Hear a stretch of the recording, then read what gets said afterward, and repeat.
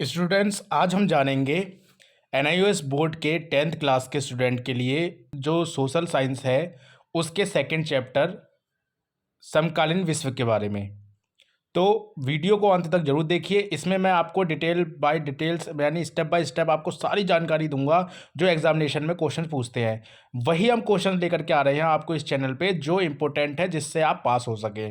फालतू की चीज़ें लेकर के नहीं आ रहे हैं जिससे कि आपका खामखा पढ़ना पड़े और आपका एग्जाम में भी ना पूछा जाए। तो वही चीज़ लेकर के आ रहे हैं जो कि आपके एग्जामिनेशन में पूछी जाती है। तो सबसे पहले यहाँ पर क्वेश्चन बनता है, वो है रोमन साम्राज्य के पतन के बाद क्या परिवर्तन हुए वो बताइए। ऐसे ही पूछ लेता है या पूछ लेता है रोमन साम्राज्य के पतन के बाद में परिवर्तन, ये पूछ लेता है।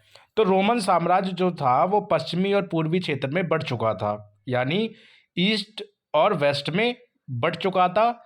जो पश्चिमी प्रांत थे यानी जो पश्चिमी राज्य थे उनकी राजधानी रोम थी, और जो कुस्तुनतुनिया था वो पूर्वी प्रांतों की राजधानी थी।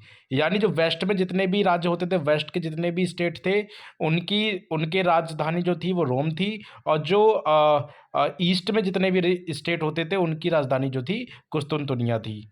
ठीक है। सो रोमन सम्राट कॉन्स्टेंटाइन, जो रोमन के जो सम्राट थे, जो राजा थे कॉन्स्टेंटाइन, उन्होंने 330 ईस्वी में बैजंतिया के पुराने यूनानी शहर में पूर्वी क्षेत्रों की नई राजधानी स्थापित कर दी। ठीक, नई राजधानी उसके नाम पर कस्तुनतुनिया के रूप में जानी गई। तो जो नई राजधानी बनी गई उसका नाम क्या था? कस्तुनतुनिया। पश्चिमी हिस्से में साम्राज्य के खत्म होने के बाद करीब 1000 साल बाद भी पूर्वी हिस्से में रोमन साम्राज्य टिका रहा। यह पूर्वी रोमन साम्राज्य या बैजंतीय साम्राज्य के नाम से जाना गया। क्वेश्चन नंबर 2, इस्लाम की प्रमुख शिक्षाओं पर चर्चा करें, या इस्लाम की प्रमुख शिक्षाएं कौन कौन सी हैं। इस तरीके से क्वेश्चन आ जाता है। तो इस्लाम की जो शिक्षाएं हैं, पहली है इस्लाम का अर्थ है ईश्वर के समक्ष संपूर्ण समर्पण करना, यानी ईश्वर के सामने अपना पूरा समर्पण कर देना। इस्लाम के अनुसार ईश्वर एक है। मोहम्मद साहब आखिरी और महानतम पैगंबर थे। इस्लाम धर्म में मोहम्मद साहब जो थे वो इस्लाम के आखिरी और महान, सबसे महान पैगंबर थे। पवित्र जीवन व्यतीत करना इस्लाम की शिक्षा का महत्वपूर्ण सार है, यानी पवित्र जीवन अगर जीना है तो ही इस्लाम कबूल करना है।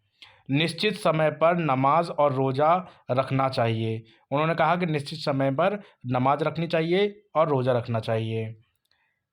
क्वेश्चन नंबर 3 आता है, मध्यकालीन भारतीय अर्थव्यवस्था की प्रमुख विशेषताओं को बताएं। या आ सकता है कि मुगल काल में राजस्व वसूली का क्या प्रावधान था, स्पष्ट करें। दोनों प्रकार से क्वेश्चंस पूछ लिए जाते हैं। तो उत्तर है, मुगल साम्राज्य में खासकर अकबर के शासनकाल में राजस्व वसूली की पद्धति में दूरगामी परिवर्तन आए, दूरगामी अंतर आए, बदलाव आए। ठीक है। अब राज्य और किसान या जागीरदार जैसे भूस्वामी वर्ग के साथ कोई मनमाना संबंध नहीं रहा। पहले क्या होता था कि मनमानी करते थे, लेकिन अब मनमानी नहीं कर सकते। जमीन की उर्वरता का भी हिसाब रखा गया कि कैसे जमीन होगी, कैसे क्या होगा। उसके बाद बाजार की तत्कालीन कीमत के आधार पर राज्य के हिस्से का नकद मूल्य आंका गया। इसी के अनुरूप नकद के रूप में राजस्व तय किया गया। यह कृषि का वाणिज्यीकरण का दौर था, जब कृषि को क्या किया जा रहा था? खरीदा और बेचा जा रहा था। खेती को खरीदा और बेचा जा रहा था। राज्य नकदी फसल को बढ़ावा देता था। राज्य क्या करता था? जो राज्य था वो कहता था कि जो हुई फसल है उसको ज़्यादा ज़्यादा खरीदा जाए। राज्य ने इन इलाकों में भी खेती को बढ़ावा दिया जहां उस वक्त तक खेती नहीं होती थी या जंगल थे। ठीक है, यानी जहां पर पहले जंगल होते थे वहां पर भी खेती को बढ़ावा दिया गया कि यहाँ पर भी खेती की जाए। तो दोस्तों, इसको आप अपने तरीके से लिख सकते हैं। देखिए, कोई भी क्वेश्चंस का आंसर आप अपने ही तरीके से दीजिए, अपनी ही स्टोरी में दीजिए। ऐसा मत कीजिए कि आपने जो किताबी रटी रटाई ज्ञान वही आपने, जैसे यहाँ पे कुछ शब्द जो है वो बहुत कठिन है तो आपको समझ में नहीं आया, तो उन शब्दों को अपनी भाषा में लिख दीजिए, तो आंसर आपको नंबर भी अच्छे मिल जाएंगे। चौथा क्वेश्चन है, मुगलों के आगमन के बाद भारत में होने वाले परिवर्तन को बताएं। या मुगलों के भारत आने के बाद क्या क्या परिवर्तन हुए, क्या क्या बदलाव हुए, इस तरीके से भी क्वेश्चन आ जाता है। तो आंसर है, मुगलों के आगमन ने एक नए युग की शुरुआत की थी। राजनीतिक और सांस्कृतिक स्तर पर उदारता, सहनशीलता और एकता की भावना बढ़ती गई। कला की विभिन्न विधाओं में भारतीय और मुस्लिम कला का संरक्षण देखने को मिलता है। स्थापत्य, चित्रकारी, साहित्य कला और धार्मिक वातावरण समन्वय की भावना देखने को भी यहाँ पे मिलती है। क्वेश्चन नंबर 5, मध्यकालीन धार्मिक आंदोलन पर प्रकाश डालिए, या मध्यकालीन धार्मिक आंदोलन क्या है, इस तरीके से भी क्वेश्चन आ जाता है। तो धर्म और संस्कृति के क्षेत्र में मध्यकाल में विशेष बदलाव हुए। पहले भक्ति आंदोलन की लहर ने जनमानस में ईश्वर भक्ति और आत्मशुद्धि का संदेश दिया। भक्ति आंदोलन में उपासना और भक्ति द्वारा ईश्वर तक पहुंचने का मार्ग सुझाया। इसमें कर्मकांड और बलि के स्थान पर शुद्धता और भक्ति पर जोर दिया। जाति व्यवस्था और ब्राह्मण के अधिकार को अपना निशाना बनाया गया।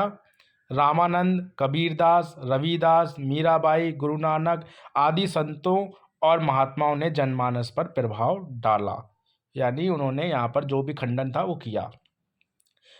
लास्ट क्वेश्चन है कि सामंतवादी व्यवस्था किसे कहते हैं, सामंतवादी व्यवस्था क्या होती है, क्या है, इस तरीके के क्वेश्चन आ जाते हैं। तो क्वेश्चन का आंसर है कि रोमन और जर्मन समाज के मिलन से एक नई संस्था सामंतवाद का उदय हुआ। रोमन और जर्मन समाज का जब मिलन हुआ तो एक नई संस्था स्थापित हुई जिसका नाम सामंतवाद कहा गया। यह एक सामाजिक, राजनीतिक और आर्थिक संगठन की एक पद्धति थी जो यूरोप के मध्यकाल की विशेषता बनी। ठीक है, यूरोप का जो मध्यकाल था उस समय ये विशेषता उसकी बनी। ताकतवर जर्मनी सरदारों ने राज्य की सत्ता पर कब्जा कर लिया। राज्य ने उन्हें राजनीतिक और न्यायिक अधिकार सौंप दिए। राजनीतिक प्रभुत्व का एक श्रेणीबद्ध संगठन निर्मित हुआ, एक संगठन बना। इस संगठन के शीर्ष पर राजा था, यानी एक संगठन बनाया गया, उस संगठन का जो मुखिया था वो राजा बनाया गया। उसके नीचे थे बड़े सामंत, ड्यूक और अर्ल के नाम से जाने जाते थे। जो उसके नीचे होते थे वो ड्यूक और अर्ल के नाम से जाने जाते थे। उनके नीचे छोटे सामंत, इन्हें बैरन कहा जाता था, और सारी शक्तियां राजा के हाथ में होती थीं।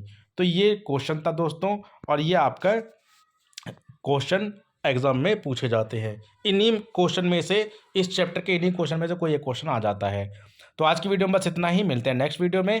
प्लेलिस्ट जरूर चेक कर लीजिएगा। Thank you so much.